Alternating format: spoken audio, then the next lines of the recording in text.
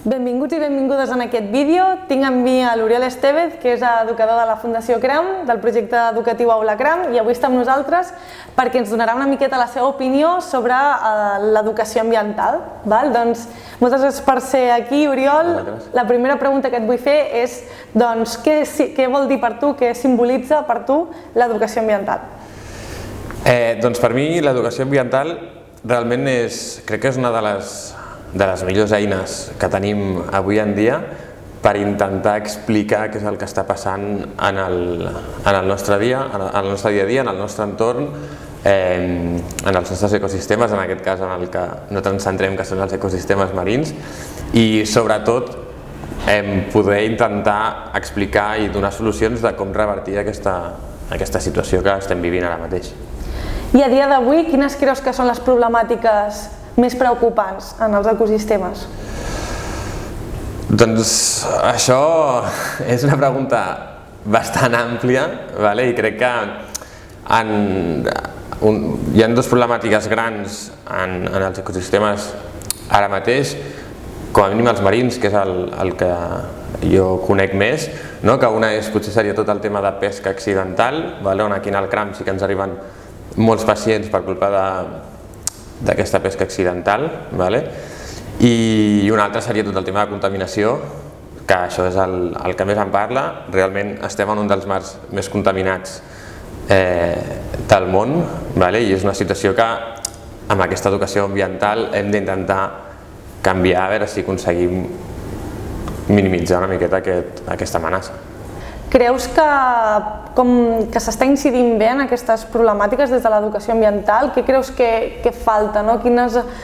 eina de conscienciació falta perquè la gent actuï? Doncs jo crec que perquè la gent vegi, es doni compte del que està passant, és important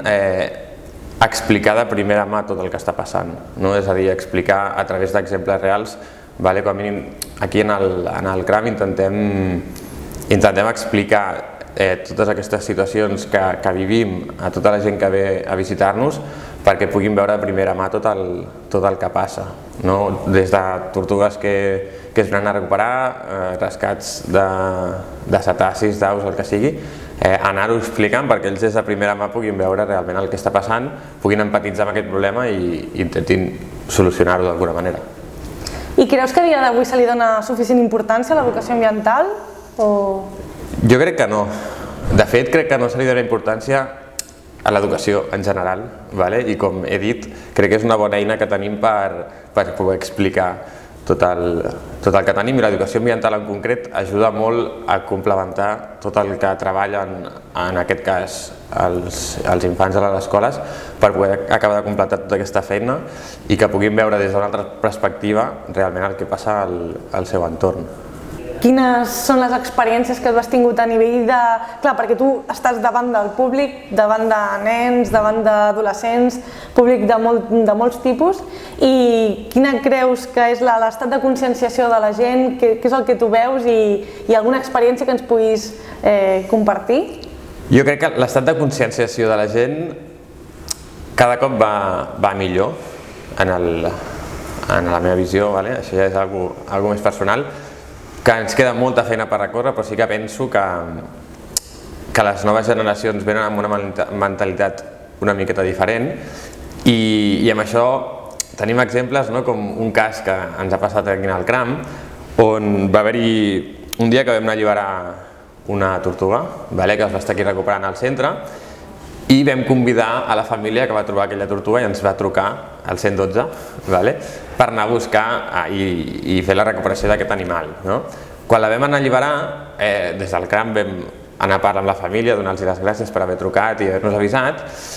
i ells ens van dir que les gràcies ens les donaven a nosaltres, perquè gràcies a una activitat que vam venir a fer aquí al CRAM, doncs la filla sabia el que havia de fer, el que passava amb aquests animals, i gràcies a això ella sabia que havia de trucar al 112 i per tant va trucar. Per tant, el que comentàvem abans de que aquestes activitats, del fet de viure una realitat en primera persona i que vegin realment el que està passant, sí que ajuda s'acabin conscienciant com aquesta família que gràcies a ells doncs, vam poder recuperar aquesta tortuga i tornar-la a reintroduir. I com veus, ja per acabar l'última pregunta, una miqueta l'evolució de l'educació ambiental, com veus, quina perspectiva veus sobre el tema? Jo crec que anirà a més, que ha d'anar a més. De fet, crec que és molt important que creixi, que cada cop s'assumi més gent en aquest moviment, perquè realment estem en una època de canvis no cap a positius, i a través d'aquesta educació és el que ens permetrà canviar una miqueta el moment on estem. Per tant, que creixi, que cada cop s'hi sumi més gent de totes les edats i que entre tots puguem canviar una miqueta el món on vivim. Molt bé, doncs per acabar, alguna cosa que vulguis comunicar-nos, alguna reflexió final, o creus que ja ho has dit tot? No, simplement això, el que hem comentat, que tothom viu tots vivim en un mateix lloc, formem part d'un mateix ecosistema, i que a través d'aquests petits canvis del nostre dia a dia, on intentem impactar el mínim possible en el nostre medi, en els nostres ecosistemes, puguem tindre això, uns ecosistemes més sans, més saludables, i que tothom pugui viure molt més a gust